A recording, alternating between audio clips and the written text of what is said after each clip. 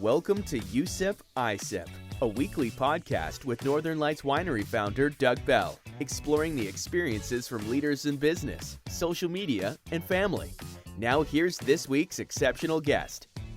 Welcome to You Sip, I Sip. I'm Doug Bell, host of the podcast, and I'm extremely excited to have Electra and Emily with us today from Meadow, Vista.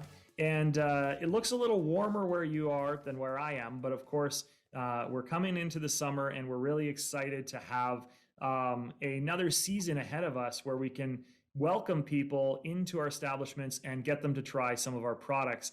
And you're drinking a little bit of your mead today, which is your specialty. What are you drinking? We're drinking mead mosa. So we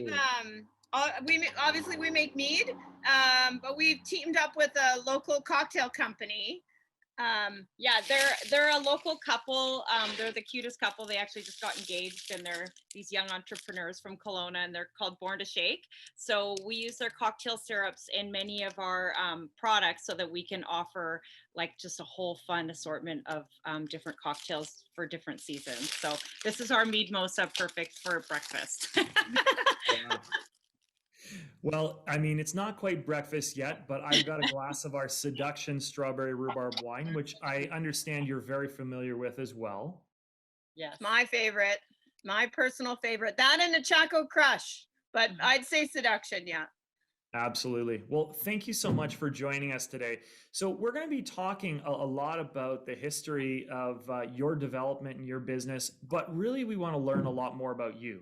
So I'm wondering if we can start out today by giving us a little bit of a sneak peek on what you did before Meadow Vista and how you learned about the wine industry and the mead industry as you were growing up. I'm Emily Vandershee. I am one of the co-owners of Meadow Vista Honey Wines. So I started out actually in Vancouver. I lived in Vancouver when I was younger. We grew up in the Kootenays. So we were hippie children. Let's just be honest. We really were, yeah. But when we were 9, we moved to Vancouver. So I ended up starting out in the food and beverage industry in Vancouver. And it was pretty exciting, actually. It was a long time ago. I'm not going to tell you how many years ago I was 21 and working on Robson Street in restaurants. But it was a long time ago. You're not that old yet. It was a while. And I just kind of really fell in love with the whole food and beverage industry and was really fortunate in being able to work at some just dynamite, cool, trendy, neat places on Robson Street in Vancouver. Pretty neat, right? For quite a few years. And then I got into restaurant management and moved to Kelowna when I was 25. So, last week. Before me. And and in Kelowna, there was a bit of a burgeoning kind of food and beverage industry. It was a little lame, but it was starting, right? There was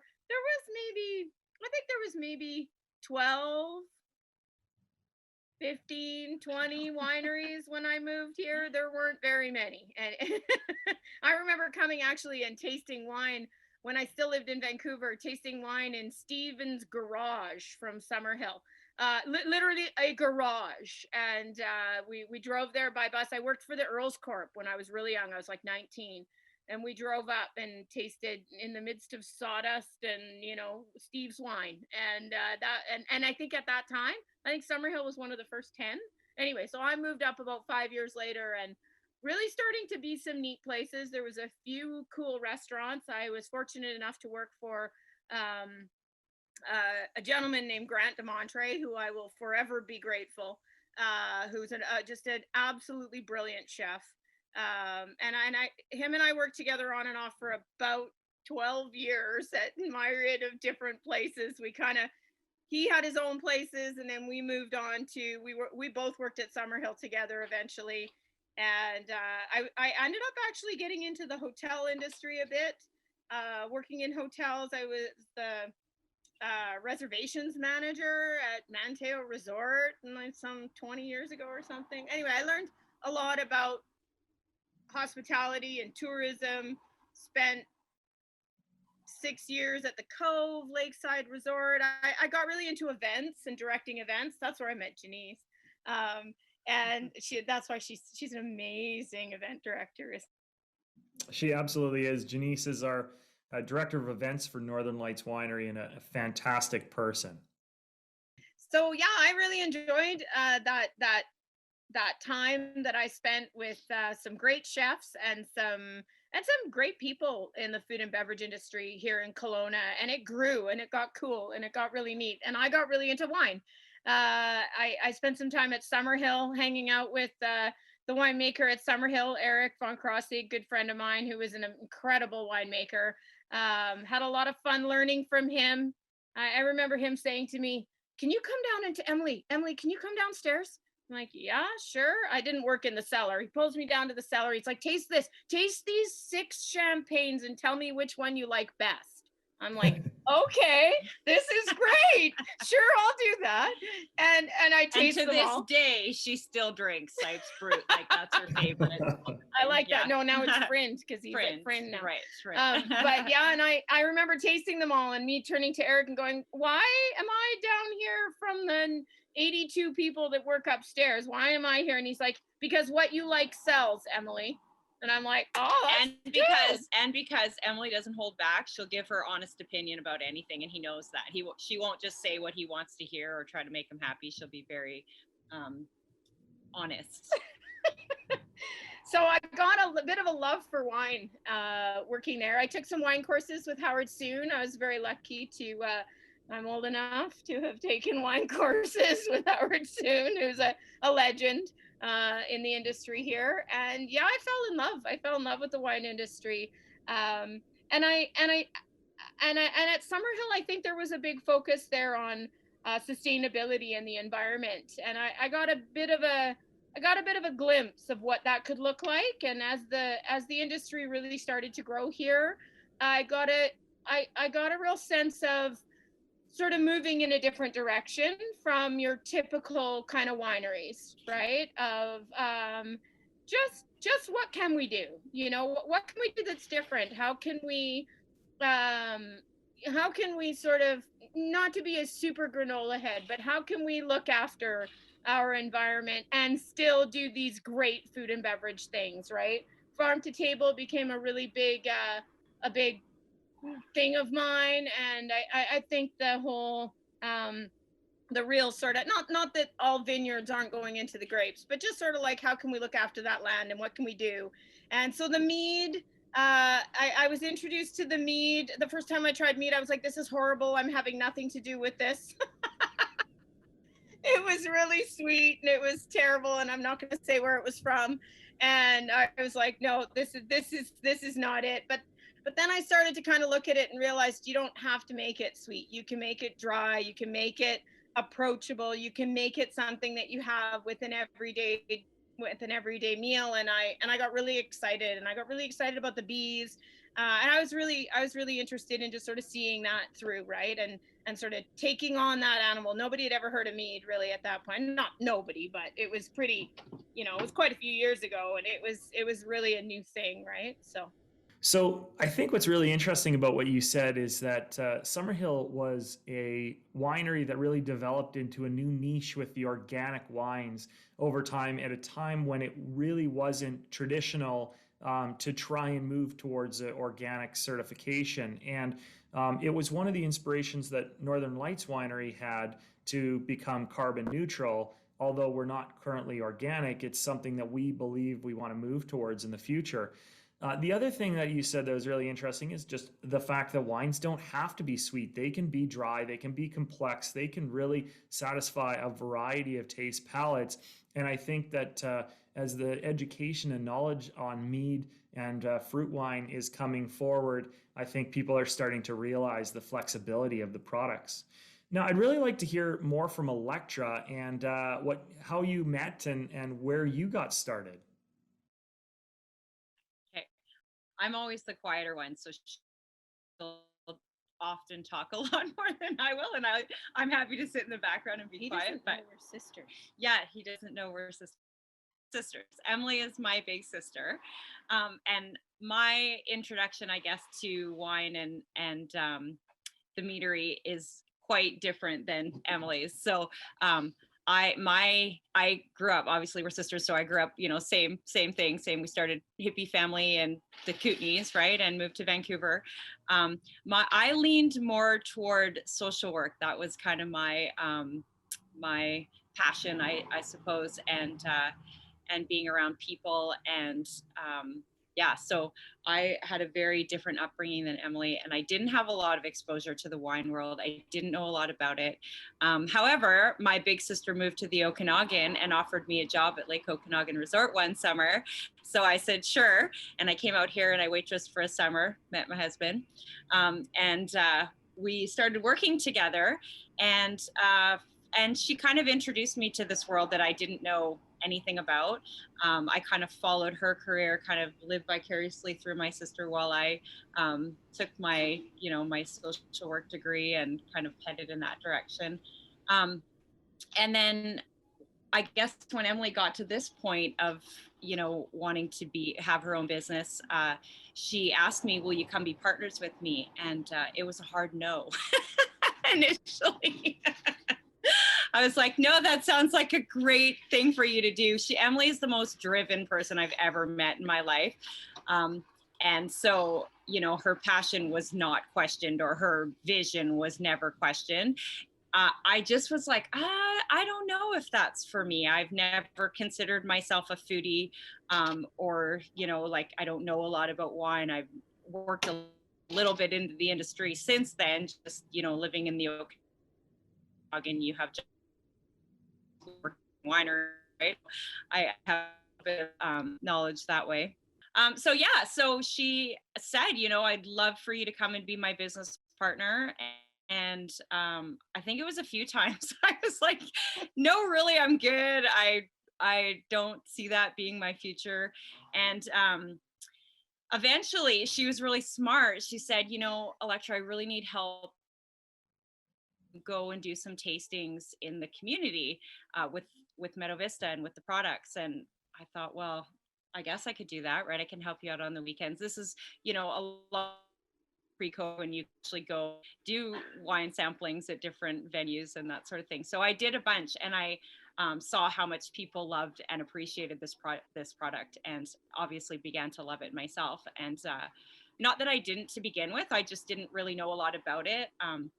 I tried mead once or twice years ago, and I like sweet, right? But I was like, oh, I don't know what that stuff is. But once we started producing it, I really started to enjoy it, and just going out in the community and seeing the response to this product, that people didn't know what mead was. They had no idea. And then, of course, you say honey wine to people and they're like, oh, that sounds really sweet. I don't want to have that. But just watching their face and their expression as they sampled it, and they're like, wow, this is really great. This is refreshing. This is not what I thought it was going to be at all. And that's what I constantly heard. And so, so eventually I caved and here we are. Electra, you came into a business that you really knew nothing about. You'd been following your big sister around, and she asked you a lot of questions about getting into the business. What is it like working with your sister? Because I would imagine with my siblings, and we do work together, but from a distance, but you're side by side. Yeah. What is that like? And is there ever a day where you maybe regret that? That's a really good question. I think we get asked that a lot, because a lot of people, I think, have tried to work with their family and it doesn't always end well. And isn't there like some famous expression that's like, don't ever work with your family or something, or don't ever go into business with your family, right? But no, we've always been extremely close. We've always been a really close family, and we're a family that's not passive aggressive. If we have something to say, we say it, and it gets it out of the way. And so, we do argue sometimes, and that's just life, right? And I don't know that our relationship is any different in business than it is in real life, or, outside of work. We're just really close. We spend a lot of time together inside and outside of work. If you think, we would see each other enough every day at work, we still hang out together with our kids and stuff too. So it's actually a really great partnership. And but we do get frustrated with each other, and often that ends with me either hanging up on Emily or walking away and then taking a few minutes, and then we're good, and we'll talk and be like, okay, we need to figure something else out, and then and then it works. Emily, when you brought your sister into the business, did you do anything strategically to set boundaries and figure out how you could work well together? Or is this something that just came naturally to you to be able to work so well? Yes. Sorry. It was just natural. There wasn't anything strategic. Maybe we should have sat down and gone, this is this and that's that, or when we didn't. We just kind of jumped in. When we decided to do it and move forward, we just jumped in. And I had a previous business partner, and she was ready to move on. Was sort of how Electra ended up coming in, because I couldn't do it on my own, and I knew I couldn't do it on my own. And my previous partner wanted out, and I was like, well, who better than my sister? So we could have maybe had a few more boundaries or things like that. It was a little volatile in the beginning. It was tough. We had a really hard time in the beginning. We were, in all honesty, if I'm completely honest, we questioned whether the business would make it. Yeah, it wasn't tough. The relationship wasn't tough, but just the business was tough. We had someone else who actually considered coming into business with us, and she looked at the books and she was the numbers person. She's like, yeah, no, that's never happening. Whereas I trust Emily. I trust her vision. I trust, you know what I mean? So that's kind of a different story there, is that I know everything that she does is for the good of the business and for, the good of us. So I never questioned that, right? Yeah. And I know her work ethic, and I know her drive. And if Emily decides that she's going to do something or succeed at something, there's no question in my mind. And people who know her, I think, would agree with that. Yeah, there's a saying in the wine industry that if you'd like to make $1 million, you have to start with $10 million, because it is very difficult. And I don't think that the public sees that when they are going into wineries. The expectation is they're beautiful, or they're very crafty. Often you're talking to the owners, and people believe that perhaps wineries are more profitable than you would imagine. Now, that doesn't mean that they can't be profitable, but I've always felt that there's three types of wineries and meaderies out there. There's purpose-built ones, which are, their vision is to bring a very particular experience to the consumer. They are responsible with their finances, and they're really trying to make money at it. But in doing so, they do it from a love and a passion of the industry. There's another style of winery out there, which is the owner where they have a lot of money to start with, and they like the prestige of owning a winery. And so they'll be able to put a lot of money into a building, and they don't really care if they make money for many, many years, perhaps. And then the third type is the farmer that, really loves to grow fruit or harvest honey. And they then decide they want to add value to their product to the end consumer. Which one of those would you consider yourself? And maybe expand a little bit more, Emily, on why you chose mead. We're definitely the first. We might have grown up in the country, and there might have been a lot of country and farming around us, but we've never farmed. I think Electras, I think the bee thing, I would say, has been something that would be one of Electra's big passions. I think that's a big one. I really, when I joined my original partner, it was really about how do we as passionate eco foodies,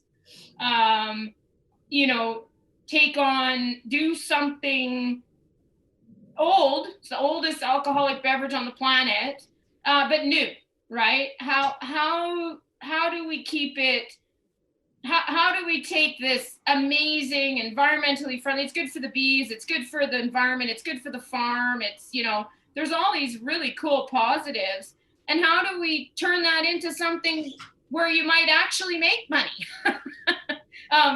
So, which it didn't. It lost money for a lot of years. And so at some point, you know, we really did kind of start drilling down. It was when Electra came on that we really started to drill down into what do we need to do to make this financially viable? Because it hadn't been for years. And it was a few years that it was really struggling. We didn't own the land. We were leasing the land. You know, we were working with a beekeeper and the hives and the bees, but it's ridiculously expensive and you're just pouring money in. You know, you've got this new product that nobody knows what you're making and nobody knows anything about it. We hit the bliss when we hit the bliss product, the sparkling meads, bubbly, refreshing, sort of off dry. There's one that's dry, one that's off dry, and one that's sort of in the middle, I guess. But the first one that we hit, it went out there and it started to create this buzz. And we went, okay, this is what we have. We have an old world product, an old world thing with this great eco passion behind it.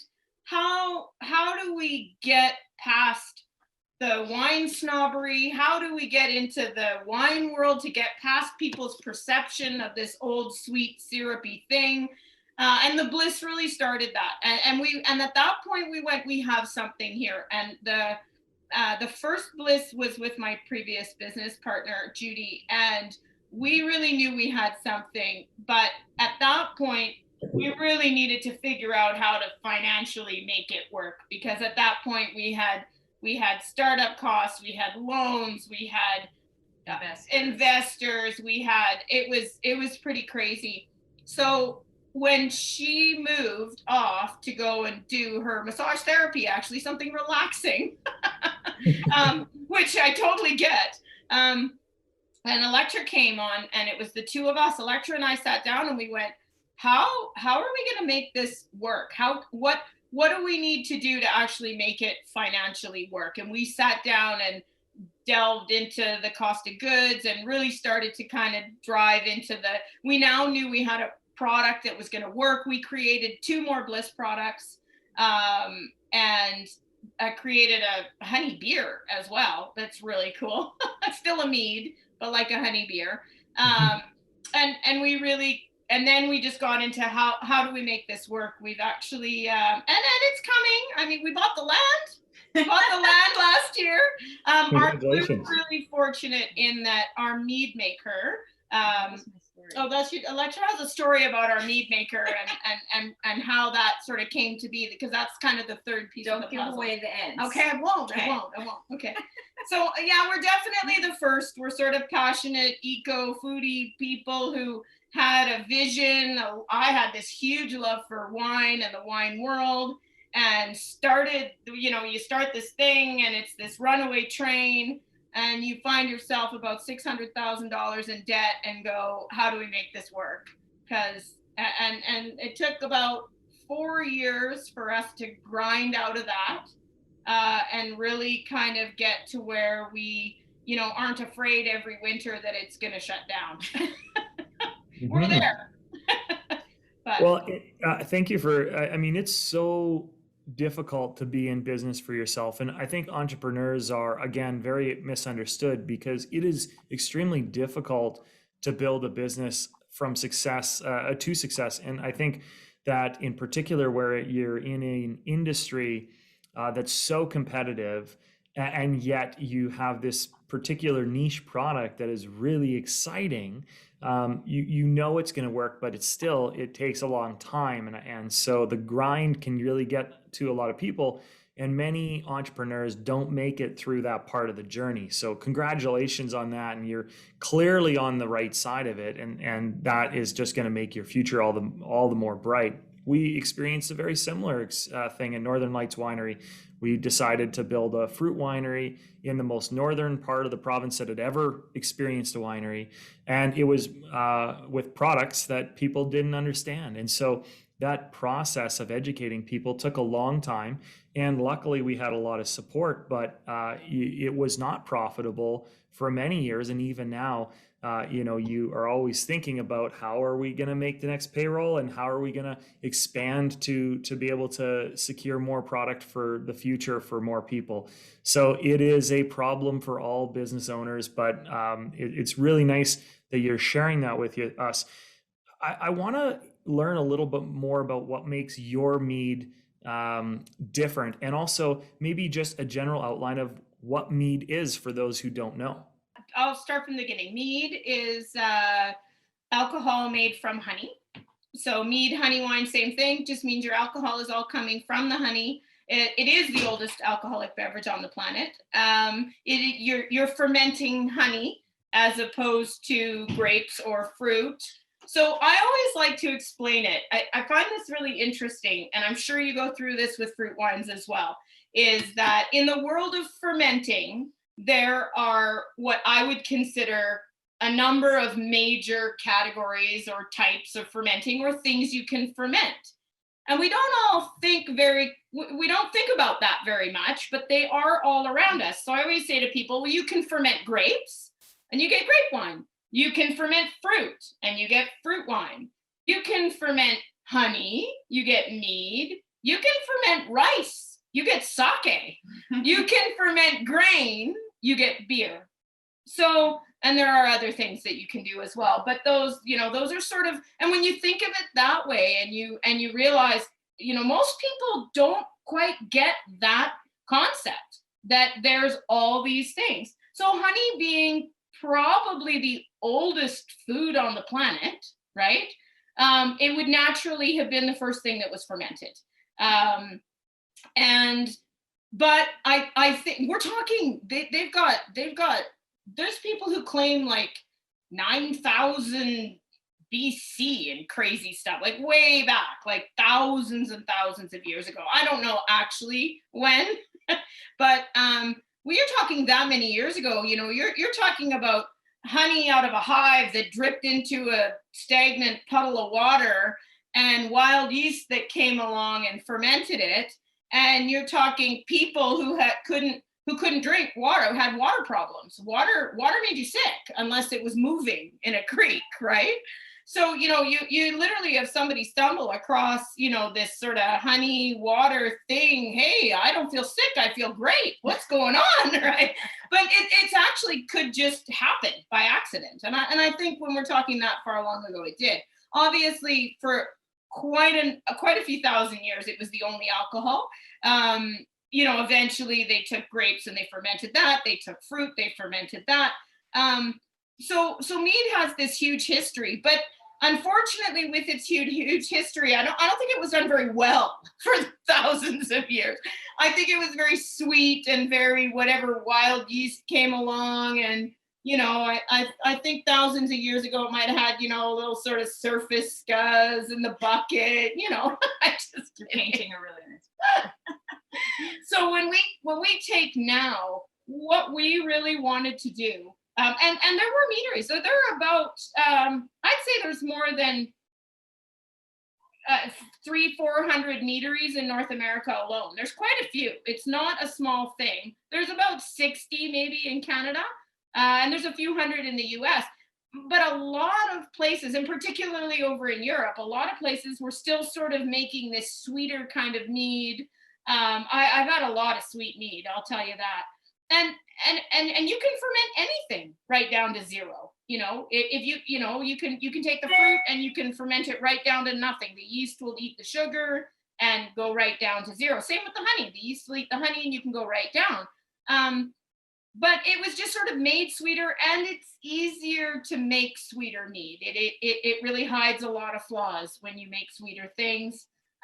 So we really wanted to do this kind of taking, and a lot of meaderies were born out of apiaries, where there was these apiaries, same thing like you were talking about, farmers who were like, oh, I have these trees, I have this fruit, I have this honey, I'm gonna make alcohol, right? And so a lot of the practices, they're not using the massive wine industry's huge resources of how to ferment, because it's huge. There's 300 wineries here now. We know how to ferment in the Okanagan. We know how to do it well, and we know what to do, and that there's phenomenal wine. So why not take those amazingly advanced technologies in winemaking and apply them to mead, so that we can get these dry, clean, crisp, beautiful end product that's really different, I think, than a lot of what was out there previously. So all of a sudden you present somebody with this mead that has been like fermented in stainless steel. It's been properly racked and properly filtered, and with some really high quality aggressive yeasts, and clean, and just done the right way, the way that we do wine in the Okanagan, and using those tools make the mead that way, and ending up with this amazing product that we still have meaderies that call me and go, I have this problem, and I'm like, yeah, there's stainless steel, there's beautiful stainless steel pumps, like there's this equipment that a lot of apiaries still aren't taking advantage of. I think that really is the difference between that end product, right? So we've taken a little spin on it. Mead is made in style. So where fruit wines are based on the fruit you've used, grape wines are based on the varietal of the grape. Mead is done in styles, and the style of the mead is determined by how you make it or what you've added. There's over 70 styles of mead. We make, so to give you an example, there's a traditional style, just honey water fermentation, nothing's added. There's a mellow mel style, MELOMEL, which is when you add fruit to a mead.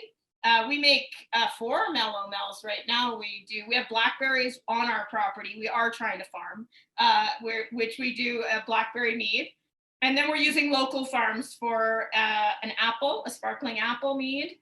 There's an apple orchard right over the hill. Haskap's, actually, which you guys have. They're exciting. There's a Haskap farm up the road from us, so we've done a blueberry Haskap mead that's just gone wild. Cherries we get from just down the road in Rutland. So some local fruit that we have easy access to is gorgeous. There's some other styles. Like I said, we make something that's like a honey beer. It's called a braggot style when you add malt or hops. So we're using 100% BC barley malt, local hops, mostly honey still, because it is still a mead. But that little bit of malt and hops are making this kind of neat sort of honey beer style, but refreshing and dry. And so we have people who come in, and it's just this whole new world of these styles and these names and things they've never heard of, and done in a really different way. I think the technology is key too, right? Well, yeah, definitely. And I think education and technology, and not just education for the consumer, but education for the other meaderies out there is really important. Electra, there's a lot of different products that you're making. How do you decide what to make and how much to make, and what's is there a specific reason why you make a specific product like what you're drinking today? Right.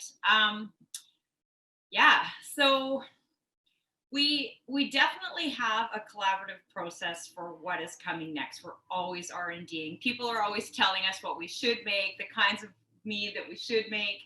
So there's a lot of input. There's a lot of feedback we get. But really, I would say it's a team kind of process of deciding what would be really exciting, what's up and coming, what's local, what's fresh, what can we get that that everybody wants, that's feasible. And so all these, there's lots of factors that come into play when deciding. I am a creative being. I love creating. I love coming up with new ideas. So not just for the mead, but for everything to do with the winery and bee paths, and just how can we bring people here to have an experience of our meads, but also everything farm and everything, lavender and products and everything that we make. So I would say it's really a collaborative process of what we're going to make next and what's feasible. But can I share my mead maker story now? Is this a good time? Please do. Yes. Yeah, and just because we do have a mead maker that's a significant part of this business, and finding a mead maker is obviously a challenge. Like, how many people out there know how to make mead or have made mead in the past? And there's not very many. There's 2, 3, something like that. So yeah, there's not that many out there. And when we originally started, we had a mead maker on board who left pretty quick after I got here. He got his dream job as a biologist and actually hadn't had mead making experience except for here. So we had a really challenging time finding somebody that would be able to do this and that even understood or had a passion for it. You get a lot of people who apply who have made mead in their basement and think they know, how to make mead. And so it was a challenge finding a good person to do that. And so we did actually end up hiring Andrew, and Andrew didn't have a history in mead. He had a history in making cider And beer, and was very knowledgeable around the science and working with the big tanks and stuff like that, and just a passion to learn and to want to make it and make a great product. So we brought Andrew on board, and as he was training and our other mead maker was finishing up, we were like, this is so exciting. This is wonderful. We found the person. Thank goodness, because what were we going to do? We weren't sure. And he got in a terrible accident and actually almost lost his life. And so it was a scary time for him, obviously, and his family. And then for us, we were like, oh no, are we starting again? What are we going to do? So eventually, Andrew, we, basically put the job on hold for him and decided, we're going to make this work until he's well enough to come back to us. So that was a long process. And Emily and I were literally standing over tanks and trying to figure it out. And it was on the phone with our old mead maker who's out in the biology field, trying to help us through. And I mean, I knew quite a bit, and Electra had learned some, but it's different to completely run production with no one, right? With no mead maker here. Yeah. So there was, definitely quite a few months where we kind of figured it out, right? And with any job and with any entrepreneurial experience, you're going to do that. You're going to have to jump in and just do what you can to kind of keep it afloat when things go awry, because they always do. And to this day, things still do. However, Andrew made it through. He came back to us. He's still with us today. And this past summer, he became a partner with us. So he actually joined the Meadow Vista team. So it's the 3 of us now that are the owners. So we're excited. Congratulations. Yeah, thank you. We love him. And it, like we said, it's really hard to find a mead maker, and he definitely has a passion for it and is really good at it. So yeah. So I bet during the time that he was off, you learned a lot about mead making. And has that impacted the products that are being developed now? Are you more involved than you would have been if you wouldn't have had the opportunity to do a lot of the work yourself over that time? Yeah, I mean, we do. I would say that we're getting to a size now where there's just not a lot of time for a lot of hands-on. I mean, I'm certainly not in there, with the embouilliometer checking the alcohol levels, But I think it really was a learning experience, and it made us kind of realize what exactly the mead maker does and what a process it is and how much work goes into it and all those little. Yeah, I mean, I neither Electra nor I've ever worked in a cellar. I mean, I've worked in wineries, and I am pretty good at understanding what goes on. But yeah, it's real different when you're in there with all the testing equipment and you're mixing yeast and I mean, luckily I didn't have to rack anything while Andrew was off. But yeah, it was a huge learning curve. I think what it did was I think it gave both of us a bit of a sense of, sometimes how little control you actually have of how it turns out. You take the honey, you take the yeast, with mead, you add water, because honey is the only non-perishable food on the planet. It won't ferment on its own. So you add the water, but it's there's sort of, to some degree, at that point when you put it in a tank, you need to check it, and you need to make sure it's okay, and you need to, there's some things that you need to do along the way, but really you don't have a lot of control about how that tank turns out, right? And we try to do very little doctoring. So there's a lot about, just getting it right when you put it in the tank, and the recipes are, we have some pretty standard recipes, and I think they're great recipes. Andrew's done a lot to really kind of move us forward in the world of equipment, and the right cleaning equipment, and just pointing out, hey, this $80 spray ball is going to save us 4 hours of tank scrubbing. And after Electra and I spent some time in the cellar, we went, oh yeah, let's get that. And then we've been fortunate with Andrew that we've been able to look at some new equipment. We are excited to have a 2,000 liter bright tank now in our cellar, and you probably know what that means. It's a sparkling tank. Up until now, we haven't been able to do the sparkling part ourselves. We've been fortunate to work with an amazing company in Penticton, where they do the sparkling. We make all the mead here, obviously, and then they sparkle it and bottle it. And so we got a 2,000 liter bright tank. So we're pretty excited about the possibilities of what we can do on site with that. So gives us a lot of other options. And that actually just happened the last few months, when once Andrew came on board, we started talking about equipment and stuff. And it's funny because we set that goal when we first got into business together. We said, okay, what is one of our big goals? And it was to be able to bottle our sparkling ourselves and kind of get rid of that middle person. And we just reached that goal. Get there. We haven't got our first batch out yet, but we have the tank, we have the equipment, so that's coming, and super exciting, and feeling. And congratulations. We got a new product coming. We're excited with that. Yeah. Are you willing to share that with us today, or are we going to have to just wait and see? I think we can give you an idea of what's coming. I don't think we have to say necessarily what flavor. No, we're going to say what flavor. You can say the flavor. Sure. Have you ever heard of yuzu? Mm-hmm. Maybe the listeners haven't. Would you explain what yuzu is? Yuzu is a really interesting kind of a citrus fruit. It's got a really special flavor. It's a bit sort of with a cross between sort of a mandarin orange and a lemon. It's got this really bright citrus flavor. And honey and yuzu together, we found out, are an amazing combination. We've been playing around with that, and we've been playing around with packaging a little bit. So we'll see if the BCLDB will give us a check mark on it. And if they do, it sounds like we might have something for May long weekend. So we'll see. That's very exciting. So that's probably just a few weeks ago when this podcast airs.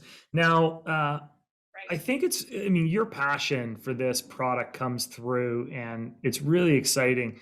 Did you have any experience with bees before you got into this business? And have you had a chance to work a lot with the bees? Have you ever been stung, or is there any funny stories of working with the bees? The bees are probably one of our biggest challenges. So coming onto the farm, neither one of us had done any beekeeping before. We didn't know a lot about bees.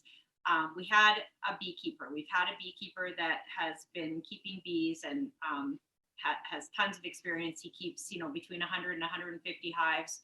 So we've really put all of our faith in him in providing us with honey. The last couple of years, we've outgrown his ability to produce honey for us. So it takes a lot of honey to make mead, as you can imagine. If you think of those big blue barrels They're about 650 pounds of honey per 210 liters 210 liters makes 1,000 liters of mead. So not much.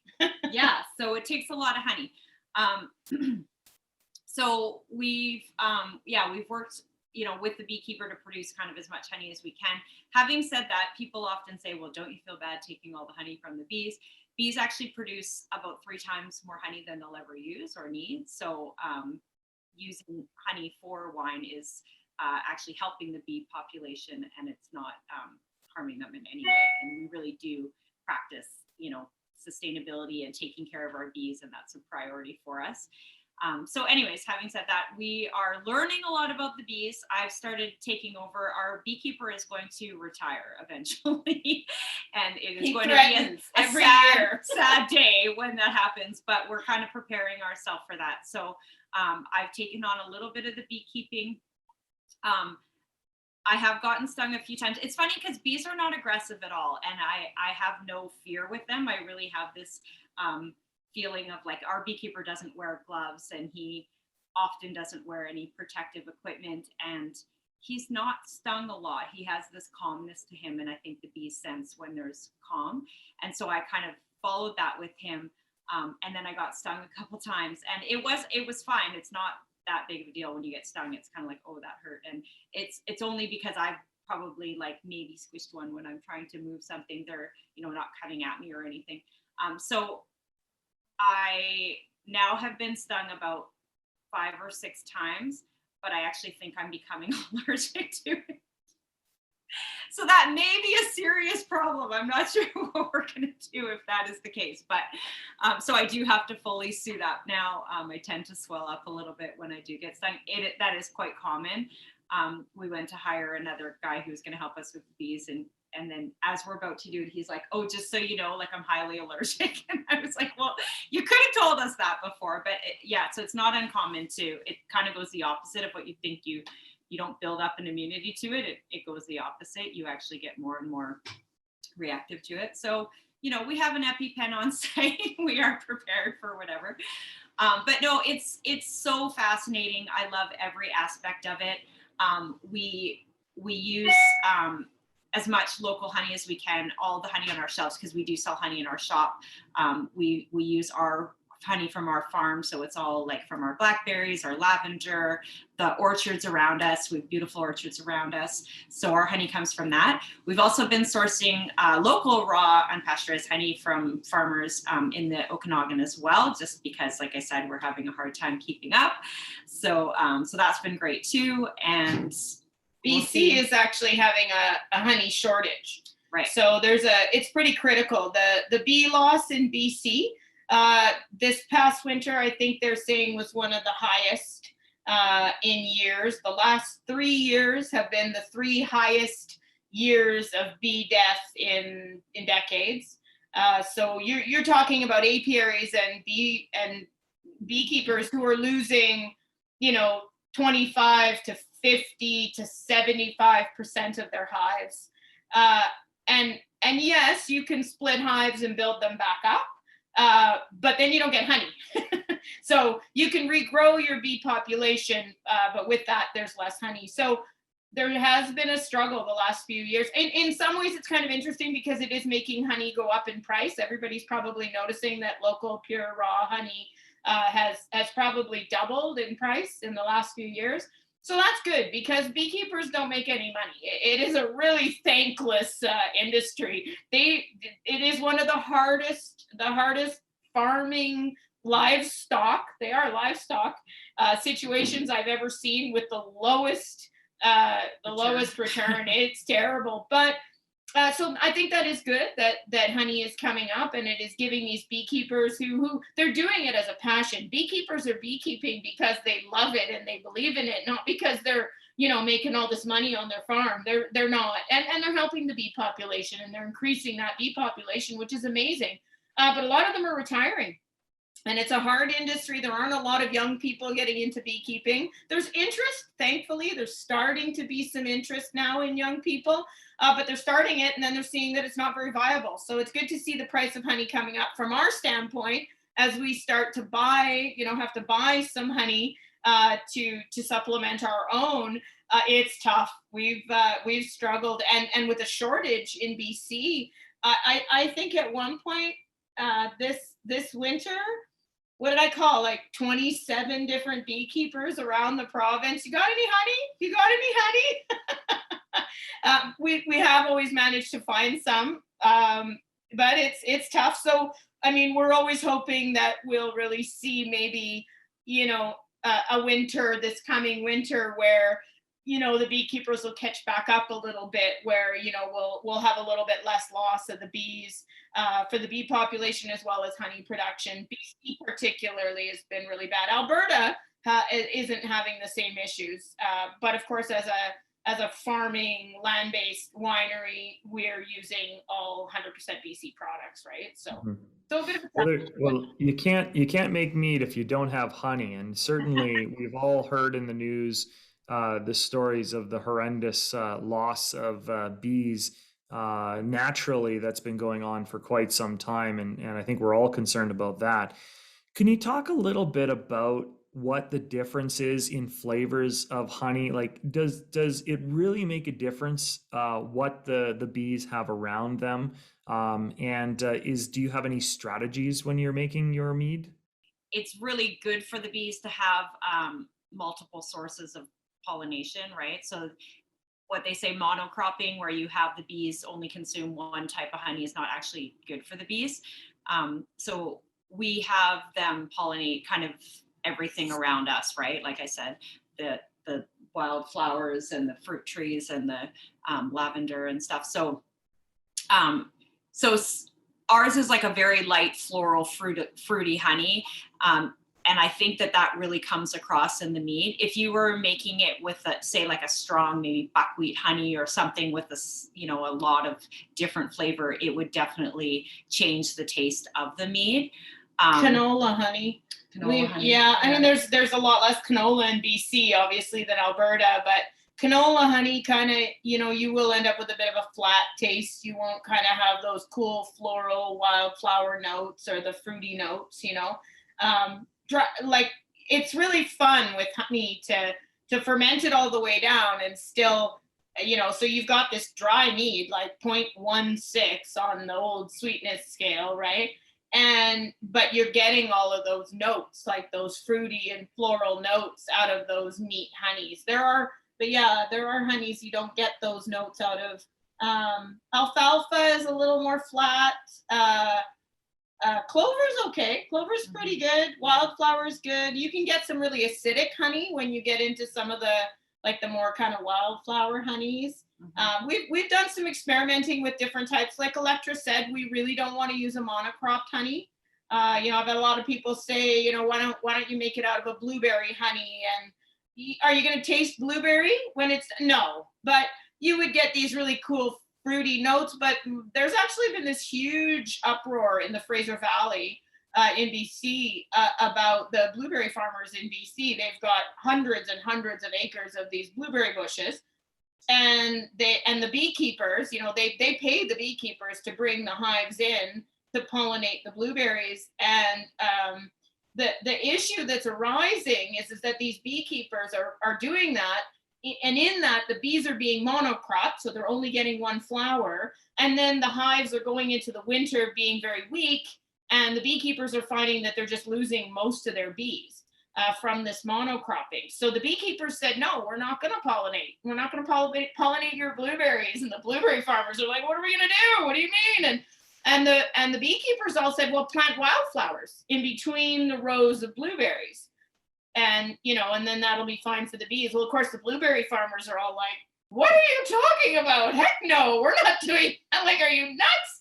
So it was a real struggle. And there was only a few of the bigger sort of commercial or, some of the bigger ones, or they would pollinate for a short period of time and then they'd pull their bees to cross-pollinate elsewhere. So we've tried to really stick to that sort of cross-pollination model. What we have found is when you make a traditional mead, which is just the honey, water, and fermentation, you do really notice. I mean, that's a traditional mead where all there is honey, water, and fermentation, and there's nothing else in there. I mean, you're really going to, that's when you really get into the nitty gritty of the quality. That's our traditional, we're really fortunate. Our traditional mead has won 3 gold medals at the World Mead Challenge out of Chicago. And I do think that has something a lot to do with the honey that we're starting with, and the clean processes, and bringing it down so that it is really dry and, you know, not so sweet. But I think that is really where you're going to sort of see the true tenor of the product is in the traditional. The other styles where you're adding a bit of fruit, or you're adding spices, or you're adding some things to it, you know, then of course, you know, you add cherries to it. Well, of course, you're getting all this gorgeous cherry flavor, but it changes, and you might not notice what honey was at the base of it so much. So if we get a honey that sort of makes something a little bit more tart than we wanted, or maybe you're getting not as much of the fruity or the wild, you know, we will use certain ones for certain products, just because they'll meld better, right? Well, whatever you're doing, it's definitely working. Your product is fantastic. People love you. What are some of the exciting things coming up for Meadow Vista that people can look forward to? Well, we said we've got we got a little bit of new equipment. We're hoping to really do a little bit of expanding in the sparkling area, do a little bit of something in a smaller size. I dare I say? Yeah, Should I just say? Yeah. We are looking at maybe doing a lovely small portable have on the golf course with you can. That sounds very exciting, and I'm sure that will be a perfect beverage for a hot day on the golf course. That's so exciting. Electra, Emily, you guys have been fantastic to have on the show today. Where can people find you, both in person and maybe on your social media, if they would like to follow you going forward? So, well, just stop by the winery. Yesterday we were painting out front, so you could have literally driven by and we'd have been out there with our paintbrushes. Yeah, we are hands-on here at the winery. Our website, www.meadowvista.ca.